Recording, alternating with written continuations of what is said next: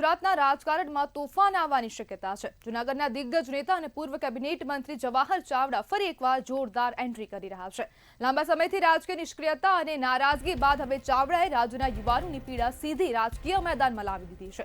ચાવડાએ શરૂ કર્યું છે રોજગાર સહાયતા અભિયાન, જેનું લક્ષ્ય છે બેરોજગારી, પેપર લીક અને સરકારી અવ્યવસ્થાને ખુલ્લેઆમ પ્રશ્ન કરવો। રાજ મુદ્દે ચર્ચા કરવા માટે આપણી સાથે રાજકીય વિશ્લેષક અનુપ શર્મા જોડાઈ ગયા છે। અનુપભાઈ, જવાહર ચાવડા ફરી એકવાર મેદાને આવ્યા છે, આપ આ મુદ્દાને કેવી રીતના જુઓ છો? ફરી એકવાર મેદાને નથી આવેલા। જવાહર ચાવડા એક એવા પરિવારથી આવે છે જે હંમેશા રાજકીય સક્રિય રહ્યું છે। એ આઝાદી પછીથી તરત જ એમનું નામ બી દેશના પ્રધાનમંત્રીના નામે પડેલું છે, એ જુદી વસ્તુ છે। પણ ભારતીય જનતા પાર્ટી માટે સતત જ્યારથી ભાજપમાં આવ્યા ત્યારથી, અને આને બે એંગલમાં જોવા જોઈએ। પહેલું, જ્ઞાતિ આધારિત સૌરાષ્ટ્રનું જે રાજકારણ છે એની અંદર જવાહર ચાવડાની બહુ મોટી ભૂમિકા છે, કારણ કે જવાહર ચાવડા આહિર સમાજમાંથી આવે છે।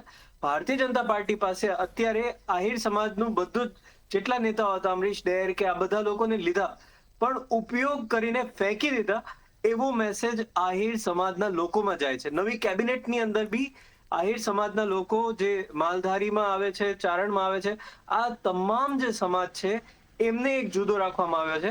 અને એ બાબતે હમણાં જ વિસાવદરની ચૂંટણીમાં બી ખુલ્લેઆમ જવાહરભાઈએ આમ આદમી પાર્ટી તરફ મતદાન કરાવેલું, અને એનો ફાયદો આમ આદમી પાર્ટીને મળ્યો। એક જંગી બહુમતીથી જીતેલા એક જુનાગઢ વિસ્તારની અંદર, જુનાગઢ લોકસભાની અંદર જે એમનો પ્રભાવ છે, માણાવદર લો, જુનાગઢ લો, વિસાવદર લો, માંગરોળ લો, કેશોદ લો, આ 5-6 સીટો ઉપર એમની પકડ બહુ સારી છે।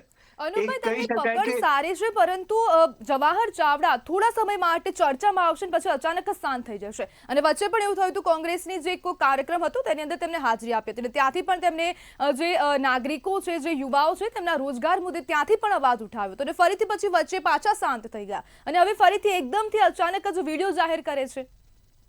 જો આને એક રાજકીય દ્રષ્ટિકોણથી જોઈએ તો એક રાજકીય દ્રષ્ટિકોણ એક રાજકારણી એક જગ્યાએથી ક્યાંય જતો નથી, એ મુદ્દાની રાહ જોવે છે અને પોતાનો પ્રેશર ટેકનિક્સ યુઝ કરે છે।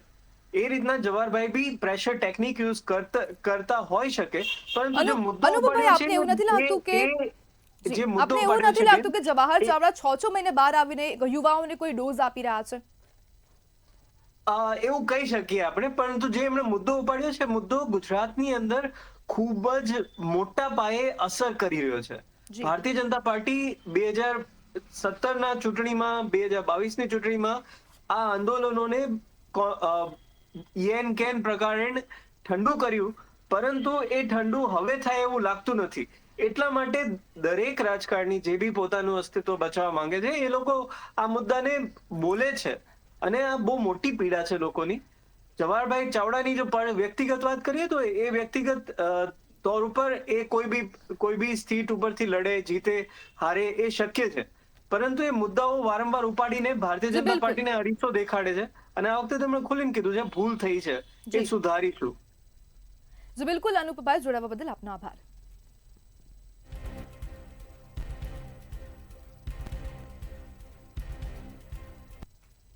1 સપ્ટેમ્બરથી યુવાનો, મહિલાઓની વ્યથા સાંભળવાનું અભિયાન હવે જવાહર ચાવડા દ્વારા શરૂ કરવામાં આવશે।